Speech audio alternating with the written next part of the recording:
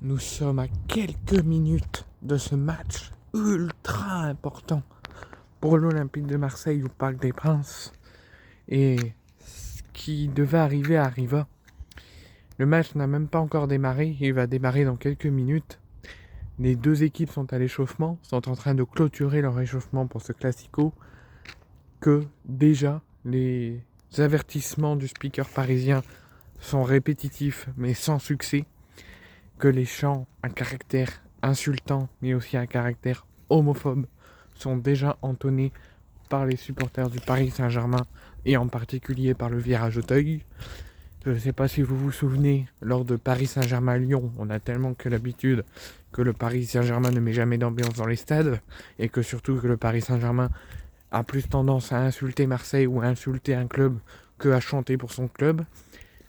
Le PSG avait déjà subi ce genre d'insultes et ce genre d'avertissement du speaker sans succès, avec un intérêt temporaire de cette rencontre, et que les quelques cadres parisiens ont même été à la rencontre des supporters.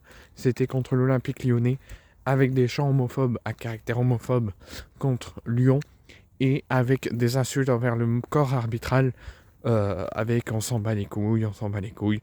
Donc comme ça fait aucun effet pour le club parisien et pour ses supporters d'être sous le coup d'une sanction, ou même de ne pas l'être, car il le sait que la commission de discipline laisse tout à Paris, ne les sanctionne presque pas, et leur laisse tout faire. C'est pour ça que derrière, ils insultent comme ils le veulent, avec des on s'en bat les couilles pour le corps arbitral. Et derrière ce match, il n'a jamais eu de sanction pour les Parisiens. Là, le match n'a pas encore démarré.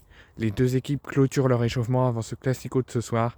Et les insultes homophobes sont déjà de sortie, avec la célèbre chanson et le célèbre chant insultant homophobe parisien avec les rats dans les égouts pour l'Olympique de Marseille pendant un bon moment, avec des avertissements répétitifs du speaker sans succès et des insultes envers la famille et en particulier envers Adrien Rabiot à la suite de ces chants envers le club de l'Olympique de Marseille. Et avec tout ça, toutes ces insultes, toutes ces tensions en tribune, malgré les appels du speaker et les avertissements, rien ne bouge.